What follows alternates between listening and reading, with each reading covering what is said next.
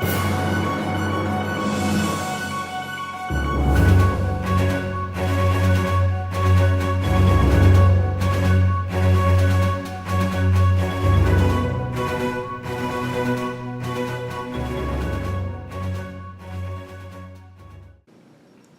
morning. In today's news, we'll be taking you to Okanagan College to look at the ongoing discussion between the benefits and the drawbacks of unilateral and bilateral communication in the post-secondary world. So, Tony, what is this bilateral communication? Well, Janine, York University's Wade Rowland states that bilateral communication is the movement of information in any direction in equal volumes. Individuals using this form of instruction in post-secondary institutions see it as beneficial because it offers incentive to be proactive in their education and also allows instructors to know whether the students are learning the material or not. I also think that we need to consider, on the other hand, unilateral communication. Wade Rowland states that unilateral communication is the passing of information from the top down. Some students and professors seem to benefit from and support this form of communication. But without input from students, the question must be asked, how beneficial is unilateral communication to both parties? Some seem to argue that unilateral communication offers the same benefits that bilateral communication does. We will now pass it over to Caitlin for our roundtable debate at Okanagan College, where two communication students offer insight into this dialogue. I'm here with Esme and Garrett. Let's see what they have to say. Esme, you're a communication student at the college. What's your side of this debate? Should our education be geared more towards bilateral communication?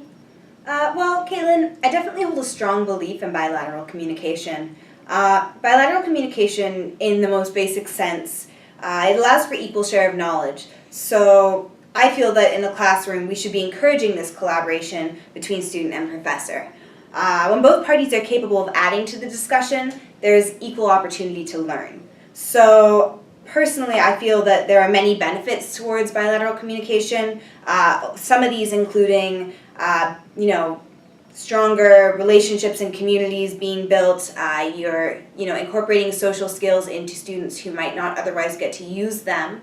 There is a concise application of ideas on the student's part. So, you often hear people say, if you can't say it, you don't know it. When students are able to give their input and to talk to one another and talk to their professor and kind of learn in that way, they're able to then have more concise understanding of what they're talking about and be able to actually put it into words and use their own examples. Also, as I kind of mentioned before, there's a collaboration of ideas. So a good example of this is actually Quest University in Canada. This university basically functions in which it has one degree, and so you have 2 years and you build these foundational ideas, and then you have another 2 years where they actually get to go out into the workplace and they get to use the ideas that they've learned and they get to build new ideas off of them. So what they'll do is they'll send these students out into the work field, and when they come back, these students get to actually work together to collaborate these ideas and to build solutions to problems that we may have in society. And Garrett, you're also a student at the college, but you're advocating for unilateral communication. Tell me a bit about that. Of course, Kate. I feel that this is important to be able to form personal, self-driven critical thinking. Unilateral communication allows this. First off, it allows us to better listening and thinking skills, which develop greater critical thinking skills at home in which they must come to terms with it.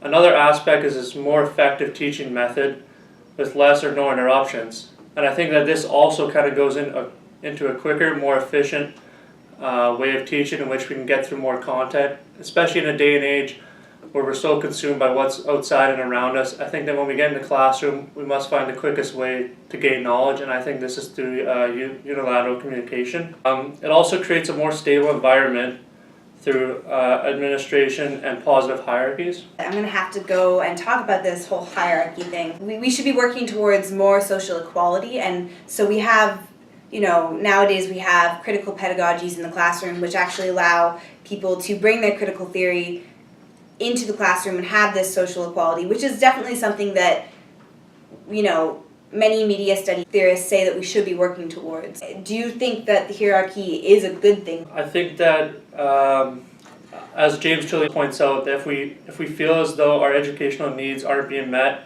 at administration hierarchy, where students can go to rectify a problematic situation in the classroom is imperative. This is because there is someone who can fix a problem without there being consequences for the students.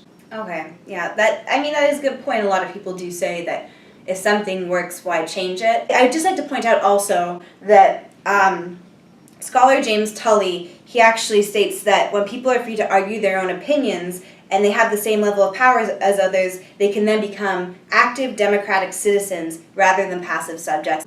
That's a very important thing. We need to be able to be active citizens, especially when we are living in a democracy. And I think that having bilateral communication in schools and the classroom, I think that that allows people to kind of, we're having democracy in the classroom.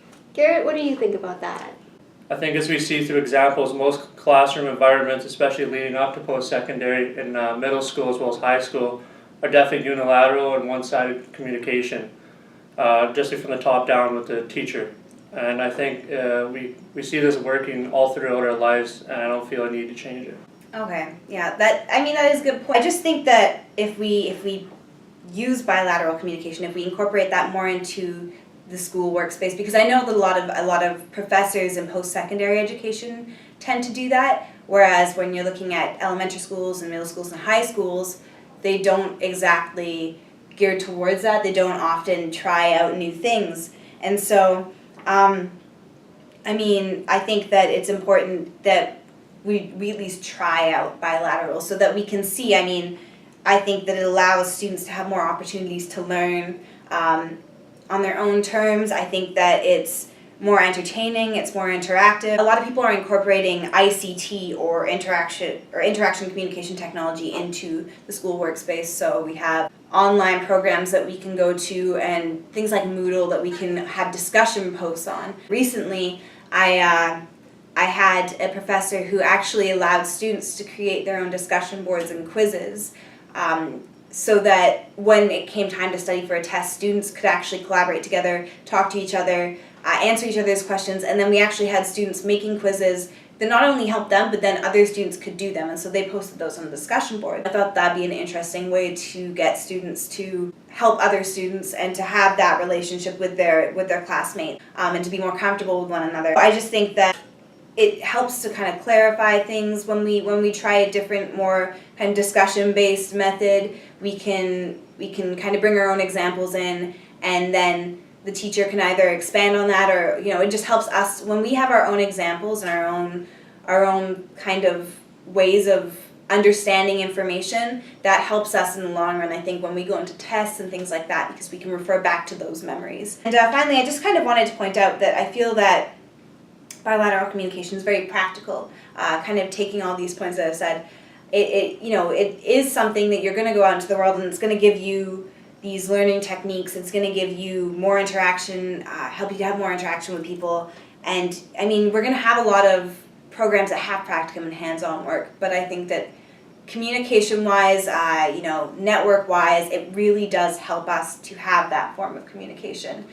Because you never know who you meet in your classroom and what friends you make could help you in the long run. Garrett, what do you think about that? When you speak about practical, Esby, I feel that when we encourage critical thinking, we also help to improve personal responsibility. And I think that when you talked about learning responsibility in the real world outside of post-secondary, I think that unilateral can also be practical in this situation, because when we encourage this critical thinking, we're not always going to have that group to back us up. We're not always going to have that collaboration of ideas. There's going to be instances where you're given knowledge and you must interpret it fast and reproduce it just like that. Mm-hmm. And also, I just think that this improved teacher, student, and classroom organization through unilateral communication is just much quicker. It's just more concise. There's a lot more structure, and I just feel it's a lot more beneficial. Yeah, I understand where you're coming from, but at the same time, I think it's worth a try, to see if this different organization of a classroom works. I know a lot of people who do have more kind of bilateral, critical, transformative pedagogy in the workplace, and it has helped them. I think you're right when you say that every person learns differently and has different experiences when they leave. If they work best in groups or alone, it depends on the person. But I think that if we try to have this bilateral thinking, and this kind of way of teaching, then we end up having students who are able to incorporate their own talents and skills into this classroom. And they may not, you may be put into group work and that may be hard for them, but I think that it's just allowing for a lot more kind of flexibility in between what students' skills and talents are, and they can then help each other. I think we really need to encourage more teachers and professors to try out this way of teaching and to not just act as if they have all of the knowledge that could possibly be gained. I think that there's a lot to learn from the students that they're teaching. Experience-wise, everyone has things that they are interested in and things that they can bring to the classroom. And so I think that we can all gain strengths from one another. Coming into this debate, I was pretty clear-cut on unilateral being the best way, but I think you've shed some pretty good light on bilateral communication. And even though I might not be fully convinced, there definitely is some good points in there. Yeah. Thank you for that. All right, well, as we close up, we'd just like to thank you both for your time and your input. It was wonderful to speak with both of you. Thank you, Caitlin. Thank you. All right, well, back to you, Janine. Thanks again to each of you, and thank you, Caitlin, for mediating that debate. It sure does seem to be a close call between the two. But tell me, Janine, what do you think our newer generation is moving towards? Do you think that bilateral communication is being encouraged?